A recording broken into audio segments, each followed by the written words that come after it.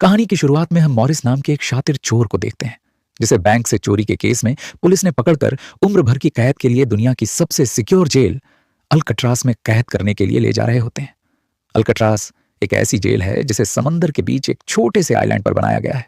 यानी अगर कोई कैदी जेल तोड़कर बाहर भी आता है तब भी वह भाग नहीं सकता, क्योंकि आगे उसका रास्ता पानी रोक लेता है।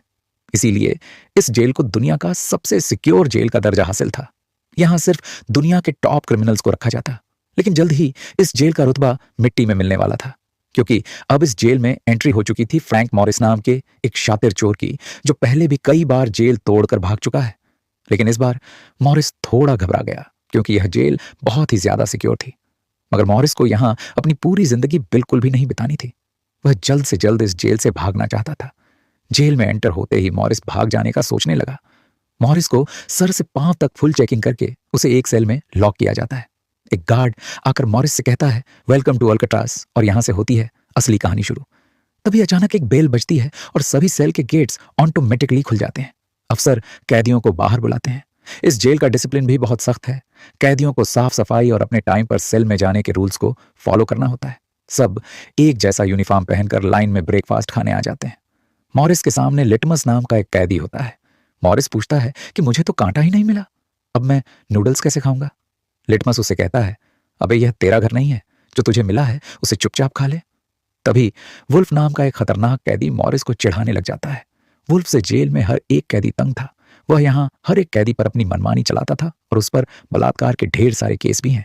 इस जेल में एक से बढ़कर एक खतरनाक कैदी रखे जाते हैं। यहाँ लिटमस मॉरिस से थोड़ा खाना मांगता है और इस दौरान मॉरिस उसे अपनी प्लेट दे देता है।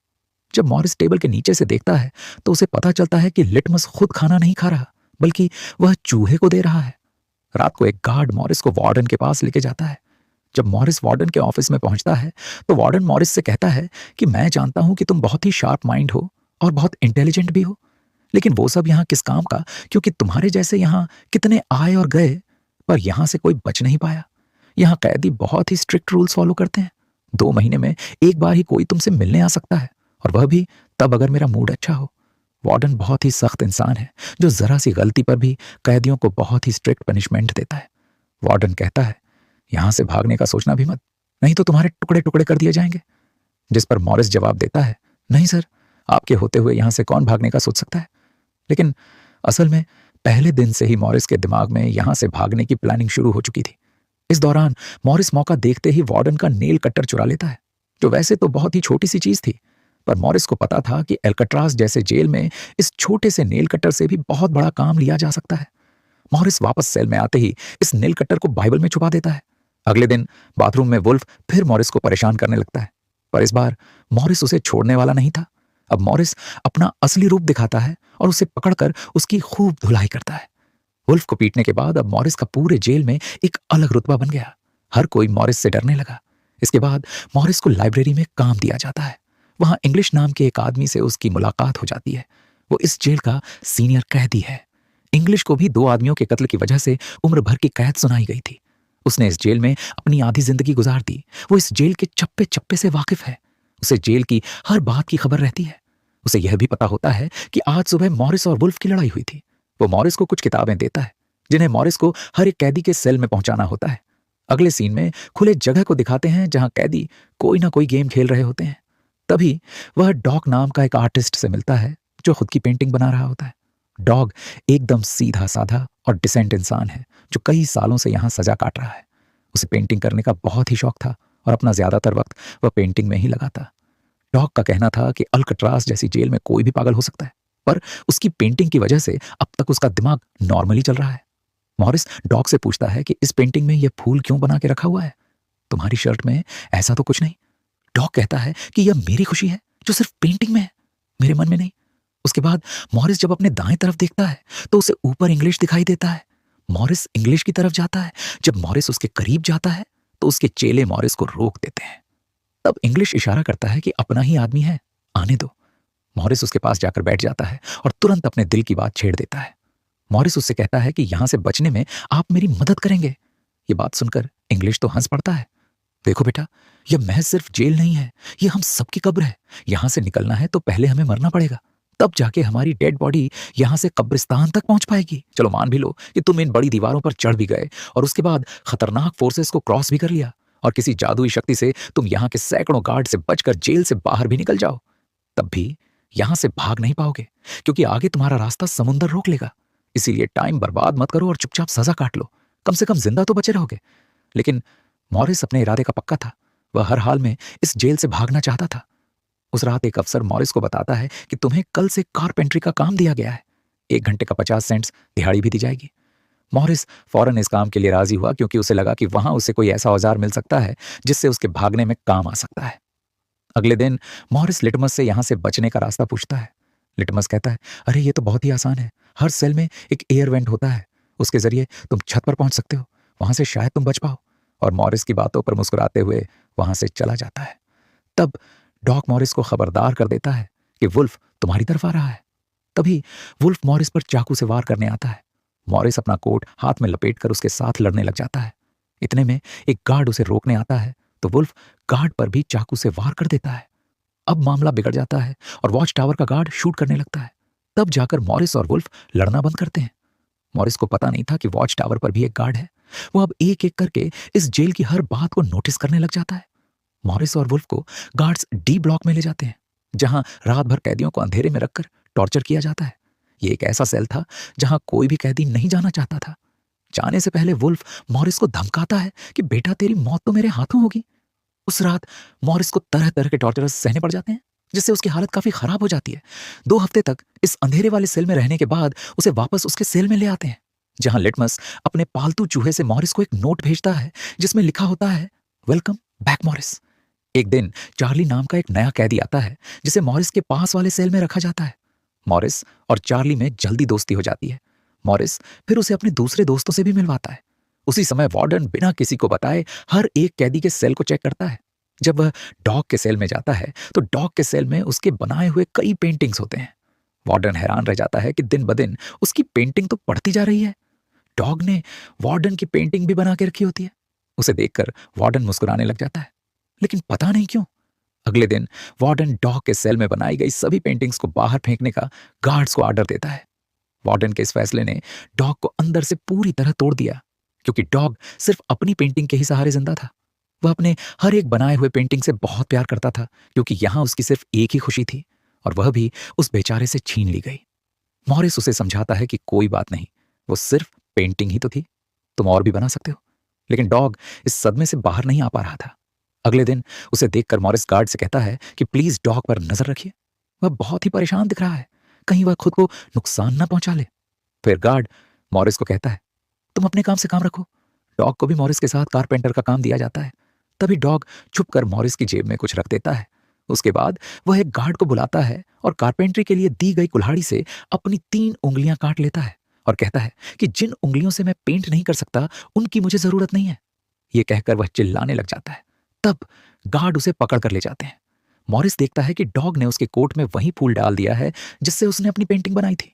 शायद वह मॉरिस को बताना चाहता है कि इन लोगों ने मेरी खुशी मुझसे छीन ली।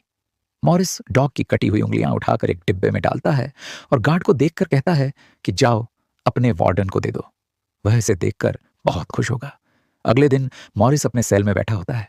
तभी वह देखता है कि एक कॉकरोच एयर वेंट के अंदर जा रहा है, जिससे उसे अंदाजा हो जाता है कि यहां से बाहर जाने का कोई रास्ता जरूर होगा। इतने में इंग्लिश आकर बताता है कि डॉग ने खुद की उंगलियां इसलिए काटी क्योंकि उसे पेंटिंग करने की परमिशन रद्द कर दी गई थी, इसीलिए उसने तंग होकर अपनी उंगलियां काट ली। यह जानकर मॉरिस को बहुत गुस्सा आता है। अगले दिन डाइनिंग हॉल में वार्डन मॉरिस से पूछता है कि तुम इस डॉग को इतना सपोर्ट क्यों कर रहे हो। वह कहता है, ऐसा कुछ नहीं है। यह कहकर मॉरिस वापस टेबल पर जाकर बैठ जाता है। वहां उसकी मुलाकात 2 भाइयों जॉन और क्लेरेंस से होती है, पर मॉरिस उनसे ऐसे बात करता है जैसे वह उन्हें पहले से जानता हो। जॉन और क्लेरेंस दरअसल यह दोनों किसी और जेल में मॉरिस के गैंग में थे। जॉन को अब जेल से भागने का काम आसान लगने लगा, क्योंकि यह दोनों भाई मॉरिस की तरह शार्प माइंड थे, और अब ये तीनों जेल से भागने की प्लानिंग करने लगे। दोपहर को चार्ली की गर्लफ्रेंड उससे मिलने आती है। दूसरी तरफ इंग्लिश की बेटी उससे मिलने आई होती है। इंग्लिश अपनी बेटी को देखते ही उसकी आंखों में आंसू आ जाते हैं, क्योंकि उसकी बेटी उसकी गैर मौजूदगी में काफी बड़ी हो चुकी थी और इंग्लिश को अपनी बेटी का बचपन ना देख पाने का बहुत अफसोस था। दूसरी तरफ चार्ली को उसकी वाइफ बताती है कि तुम्हारी मां बहुत बीमार है और डॉक्टर कहते हैं कि वह एक आध महीनों से ज्यादा नहीं बच पाएंगी। ये बात सुनकर अब चार्ली भी अल्कट्राज से भागने का सोचने लगता है और इतने में गार्ड आकर कहता है कि बात करने का समय खत्म हो चुका है। अब चार्ली बहुत परेशान होता है। वह उस रात मॉरिस से कहता है कि अगर तुम यहां से भागने का प्लान बनाओ तो मुझे भी शामिल कर लेना। अगले दिन मॉरिस, चार्ली, जॉन और क्लेरेंस की मीटिंग होती है। तब मॉरिस उन्हें बताता है कि हर सेल का एयर वेंट ऊपर छत पर खुलता है और दूसरी बात यह है कि यह जगह खारे पानी से भरे समुद्र के बीच है, जिसकी वजह से दीवारें कमजोर हो गई हैं। मेरे पास एक नेल कटर है और मैंने खुदाई पहले से शुरू भी कर दी है। अगर मैं थोड़ा थोड़ा करके खोद दूं और एक छोटा सा टनल बनाकर छत पर पहुंच जाऊं तो इस जगह की जांच करने के बाद पता चल जाएगा कि यहां से कैसे भागा जा सकता है। जॉन पूछता है कि रात को अगर गार्ड्स को पता चल गया कि तुम अपने सेल में नहीं हो तो उन्हें शक नहीं होगा क्या? तभी क्लेरेंस बताता है कि इस मसले का हल मेरे पास है। वह कहता है कि यहां मेरे पहचान का एक बार्बर है जो कैदियों के बाल काटता है। वह हमें बाल सप्लाई कर सकता है और उसे यूज करके हम एक डमी हेड बनाकर उसे बेड पर लिटा देंगे, जिसके बाद अगर हम दीवार की सुरंग से निकलकर ऊपर छत पर भी होंगे तब गार्ड्स को शक नहीं होगा, क्योंकि हमारे सेल के बेड पर नकली सिर रखे होंगे। पर बात अभी भी वहीं अटकी हुई थी कि जेल से तो निकल जाएंगे, लेकिन समुद्र का पानी कैसे पार करेंगे? मॉरिस जॉन से कहता है, देखो इसमें मुझे तुम्हारी मदद की जरूरत पड़ेगी। तुम तो क्लोजिंग डिपार्टमेंट में काम करते हो, वहां तुम्हें उन पुलिस अफसरों के लिए बनाए गए रेनकोट्स मिल जाएंगे। तो तुम कुछ रेनकोट्स चुरा कर मुझे दे देना। हम उससे एक ट्यूब बोट और लाइफ जैकेट बनाकर समुद्र को पार कर सकते हैं। यहाँ चार्ली कहता है, भाई मुझे भी कोई काम दो, मैं भी तुम लोगों की मदद करना चाहता हूँ। मॉरिस चार्ली से कहता है कि जब मैं वेंटिलेशन की जाली खोदूं तो तुम पहरा देना, ताकि कोई गार्ड हमें देख ना ले, और जब तुम खोदोगे तब मैं पहरा दूंगा। मॉरिस का प्लान सभी को पसंद आता है और उसी रात में काम शुरू कर देते हैं। लेकिन दीवार खोदने के लिए नेल कटर बहुत छोटा था, जिसे चलाने में मॉरिस को बहुत जोर लगाना पड़ता और मॉरिस को दीवार खोदने में काफी मुश्किल हो रही थी। उसके हाथ में कहीं छोटी भी आई, लेकिन वो धीरे धीरे उस होल को खोदने लगता है। अगले दिन वो खाने के टेबल पर अपने दोस्तों से कहता है कि मुझे खुदाई के लिए एक बड़े औजार की जरूरत है। नेल कटर से दीवार खरीदना बहुत मुश्किल हो रहा है। तभी मॉरिस ने अपने हाथ में चम्मच को देखते हुए उसके दिमाग में एक आइडिया आया। वह जानबूझकर चम्मच को अपने जूते पर घिसकर उसे गंदा कर देता है। उसके बाद मॉरिस ने गार्ड को बुलाया और कहा कि यह चम्मच गंदा है, मुझे दूसरा चम्मच दो। बाकी लोगों ने भी गार्ड से उनका चम्मच बदलने की रिक्वेस्ट की। गार्ड को इसमें कोई गड़बड़ नहीं लगी और उसने फौरन चम्मच बदलने की इजाजत दे दी, जिसके बाद वह सीधा टेबल की तरफ बढ़ता है, जहां एक और सिक्योरिटी गार्ड सीट पर बैठा होता है। पर जैसे ही वह टेबल पर रखे हुए चम्मच बदलने लगता है तो जॉन ने वहां मौजूद गार्ड को बातों में उलझा लिया, जिसका फायदा उठाते हुए मॉरिस ने एक के बजाय 2 चम्मच उठा लिए और एक को जेब में छुपा कर रख दिया, जिसके बाद वह सीधा अपने सेल में चला जाता है। रात को इंग्लिश उसे बुक देने आता है तो मॉरिस पूछता है कि क्या यहां पर वेल्डिंग करने वाला कोई इक्विपमेंट मिलेगा। इंग्लिश समझ जाता है कि मॉरिस के सिर पर अब भी जेल से भाग निकलने का भूत सवार है। वह कहता है कि मैं तुम्हें पहले भी बता चुका हूं कि तुम्हारी कोशिश बेकार हो जाएगी, क्योंकि तुम पकड़े जाओगे और शायद अपनी जान भी गंवा दोगे। इतने सालों में मुझे कभी भागने का ख्याल नहीं आया, क्योंकि मैं जानता हूं यह इम्पॉसिबल है, लेकिन तुम जिद्दी हो तो मैं क्या कर सकता हूं। करो कोशिश। लेकिन मॉरिस को उसकी वार्निंग का कोई फर्क नहीं पड़ता। वह अगले दिन लिटमस से माचिस मांगता है और कहता है कि अगर आप मेरी मदद करेंगे तो मैं आपके चूहे को अपने हिस्से का खाना हर रोज दूंगा। लिटमस खुश होकर यह डील मान जाता है, क्योंकि लिटमस को चूहा बहुत पसंद था। उसी रात लिटमस मॉरिस को अपने माचिस पास कराता है। मॉरिस नेल कट्टर के एक हैंडल को निकालता है, जिससे वह एक छोटा सा बेलचा बनाने जा रहा होता है। फिर वह चम्मच को तोड़कर नेल कट्टर की हैंडल से जोड़ लेता है। फिर माचिस चलाकर दोनों को अच्छी तरह से वेल्ड करके एक नुकीला औजार तैयार कर लेता है। बस फिर क्या था, वह वेंट के चारों ओर खुदाई शुरू करता है। चार्ली पहरा देता है। अगर कोई गार्ड उस तरफ आया तो वह तुरंत सीटी मारकर मॉरिस को सिग्नल देगा। पर पहरा देते देते चार्ली की आंख लग जाती है और तभी वहां पर एक गार्ड आता है, पर खुशकिस्मती से ऐन वक्त पर इंग्लिश ने बीच में आकर उस गार्ड का ध्यान भटकाया और दूसरी तरफ इंग्लिश की बातचीत सुनते हुए चार्ली की भी आंख खुल गई, लेकिन टेंशन में वह सीटी भी नहीं मार पाता, जिसके बाद वह कोई चीज गिरा देता है तो मॉरिस उसका इशारा समझकर वेंट को कवर करके बेड पर लेट जाता है। गार्ड पूछता है कि यहां कुछ जलने की स्मेल आ रही है। मॉरिस कहता है, सर आपके रहते मजाल है कि कोई स्मोक करेगा, मुझे तो कोई भी नहीं आ रही है। उस गार्ड को भी ठंडक पहुंचती कि चलो कोई तो मेरी कदर करता है।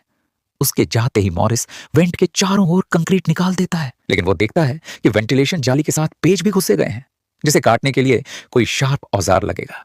इस दौरान मॉरिस को जब भी बाहर जाने का मौका मिलता तब वह ग्रिल से निकली हुई सीमेंट को चुपचाप बाहर गिरा देता। अगले दिन कारपेंटर का काम करते हुए वह एक मेटल उठा लेता है जो चाकू की तरह शार्प है, लेकिन चार्ली उसे कहता है कि मेटल डिटेक्टर से बचकर तुम्हें इसे बाहर कैसे ले जाओगे। मॉरिस बहुत ही कॉन्फिडेंस से कहता है कि वह सब मैं देख लूंगा। जब मॉरिस बाहर जाता है तो दरवाजे पर मेटल डिटेक्टर बजने लगता है। दरअसल मॉरिस मेटल को हाथ में उठा लाया था। गार्ड पूछता है कि ये क्यों लेके जा रहे हो? मॉरिस कहता है, सर वो मैंने सोचा कि कपड़े टांगने के लिए इसे यूज करूंगा। गार्ड कहता है, ज्यादा होशियार मत बनो और वो मुझे दे दो। ये कहकर गार्ड वो मेटल उससे ले लेता है और मॉरिस को पूरी तरह चेक करके जाने देता है। लेकिन अपना हीरो तो हीरो है। दरअसल उसने 2 मेटल चुराए थे, एक हाथ में लाया था और दूसरा शूज में छुपा के रखा हुआ था। उस शार्प मेटल से वह ग्रिल को काट लेता है। अब बारी आती है गार्ड्स को चकमा देने के लिए नकली सिर बनाने का, जिसके लिए यह चारों अपनी जिम्मेदारी का काम करते हैं। चार्ली गार्ड से थोड़ा पेंट मंगवाता है। वो गार्ड से कहता है कि मुझे आर्ट बनाने का शौक है। गार्ड भी इनकार नहीं करता और पेंट उसको ला कर दे देता है। मॉरिस उस होल से निकाले गए कंक्रीट को पीस कर एक पाउडर बनाता है। जॉन नाई की दुकान से बाल इकट्ठा करके लाता है और क्लेरेंस लाइब्रेरी से पुरानी किताबें इकट्ठा कर लेता है। सारा सामान इकट्ठा होने के बाद मॉरिस पानी और पुराने मैगजीन का इस्तेमाल करके एक डमी सिर बनाने लगता है, जिसके ऊपर पेंट और नकली बाल लगाकर बिल्कुल रियल दिखने वाला एक नकली सिर तैयार कर लेता है। साथ ही साथ मॉरिस ने अपने प्लान को और मजबूत करने के लिए नकली कार्डबोर्ड बनाए, जिससे कोई शक नहीं कर पाएगा कि सामने की दीवार में किसी ने सुरंग बनाई है। एक रात मॉरिस ने अकेले ही ऊपर जाने का फैसला किया, जिसके लिए उसने अपनी बनाई गई नकली खोपड़ी को बेड पर रखा और उसे गर्दन तक कंबल से ढक लिया। जिसके बाद वह नकली कार्डबोर्ड लेकर सुरंग से बाहर निकल आता है। वहां मॉरिस पाइप्स को पकड़कर धीरे धीरे ऊपर छत पर चढ़ जाता है। दूसरी तरफ चार्ली बाहर पहरा दे रहा होता है। छत पर पहुंचने के बाद मॉरिस देखता है कि वहां ऊपर एक लोहे का ग्रिल है, जिस तक वह कूदकर भी नहीं पहुंच पाता। इसी बीच एक गार्ड आता है और चार्ली से पूछता है कि इतनी देर रात तक तुम पेंट क्यों कर रहे हो और तुम्हारा दोस्त मॉरिस आज इतनी जल्दी क्यों सो गया? चार्ली कहता है कि जी सर, आज मॉरिस कारपेंट्री का काम करते हुए थक गया था, इसलिए वह जल्दी सो गया। तभी अचानक गार्ड के हाथ से उसकी लाठी नीचे गिर जाती है। उसे उठाते हुए वह देखता है कि मॉरिस के बाल बहुत अजीब दिख रहे हैं। अब चार्ली डर के मारे कांपने लगता है कि आज तो काम से गए। गार्ड मॉरिस के सेल के अंदर हाथ घुसाकर उसके बाल टच करता है तो मॉरिस पूछता है, क्या हुआ सर, मेरे बाल इतने खूबसूरत हैं क्या? लकीली इन वक्त पर मॉरिस नीचे आकर वहां लेट गया था। अगले दिन मॉरिस अपने साथियों को बताता है कि छत पर एक रास्ता है, लेकिन उसे ग्रिल से बांध के रखा हुआ है और वह ग्रिल बहुत ऊंचाई पर है। मुझे एक और साथी की मदद चाहिए। तब जॉन कहता है कि मैंने अपना वेंट पूरी तरह खोद दिया है, आज रात मैं भी वहां पहुंच जाऊंगा, दोनों मिलकर ग्रिल को खोलेंगे। उसी रात मॉरिस और जॉन अपने वेंट्स के जरिए छत पर पहुंच जाते हैं। जॉन मॉरिस को उठाता है और मॉरिस ग्रिल को पकड़ लेता है। जॉन देखता है कि यह लोहे का ग्रिल बहुत ही मजबूत है और उसे पूरी तरह से वेल्ड किया गया है। उसे निकालने का एक ही रास्ता है और वह है इसे ड्रिल मशीन से काटना। अगले दिन म्यूजिक क्लास में सभी अपनी अपनी मर्जी का इंस्ट्रूमेंट बजा रहे होते हैं। तभी मॉरिस की नजर वहां रखे एक छोटे से पंखे पर पड़ती है, जिसे देखकर मॉरिस को लगता है कि वह इस पर काम करके एक ड्रिल मशीन बना सकता है, जिसके लिए वह चार्ली से कहता है कि तुम किसी तरह करके इस पंखे को यहां से छुपा लो। चार्ली बड़ी आसानी से इस छोटे से पंखे को अपने इंस्ट्रूमेंट बॉक्स में छुपा कर रख देता है। जब चार्ली बाहर आता है तो गार्ड्स उसके इंस्ट्रूमेंट बॉक्स को चेक भी करते हैं, लेकिन उन्हें पंखा नहीं नजर आता और चार्ली को जाने दिया जाता है। वह पंखा जैसे ही मॉरिस के हाथ लगता है तो मॉरिस उस पर काम करना शुरू कर देता है और कई घंटों बाद मॉरिस उस पंखे से एक ड्रिल मशीन तैयार कर लेता है। उस रात मॉरिस और चार्ली छत पर चढ़कर उस लोहे की रोड को ड्रिल मशीन से काटने लग जाते हैं। ड्रिल मशीन की आवाज काफी तेज थी, जो कि ड्रिल की आवाज को सुनकर गार्ड्स ऊपर आने लगते हैं। लेकिन तब तक मॉरिस ग्रिल का एक रोड काट देता है और ड्रिलिंग की आवाज बंद हो जाती है। ड्रिल की आवाज बंद होने के बाद गार्ड उसे नजरअंदाज करके वापस चला जाता है। अब इन चारों ने भागने के लिए अपने सभी रास्ते खोल दिए थे, जिसके बाद वह मंगलवार की रात को दुनिया की सबसे सिक्योर जेल अल्काट्राज से भागने वाले थे, जिससे आज तक कोई भी नहीं भाग पाया था। अगली सुबह नाश्ते के दौरान वार्डन ने डॉग के दिए हुए फूल को मसल दिया। यह देखकर लिटमस को बहुत गुस्सा आता है और वह उस पर हमला करता है, लेकिन उसे अचानक हार्ट अटैक आ जाता है। मॉरिस को वार्डन पर बहुत गुस्सा आता है और चारों उसी रात बच निकलने का फैसला करते हैं। उस रात मॉरिस, जॉन और क्लेरेंस अपने वेंट के रास्ते से निकलकर ऊपर छत तक पहुंच जाते हैं। चार्ली डर की वजह से वेंट में फंस गया और पीछे छूट गया। वह तीनों पाइप से लटक कर नीचे जमीन पर आए और रेनकोट से बनी ट्यूब बोट लेकर समुद्र को पार कर गए। अगली सुबह जब गार्ड ने मॉरिस के बेड पर नकली सिर देखा तो पूरे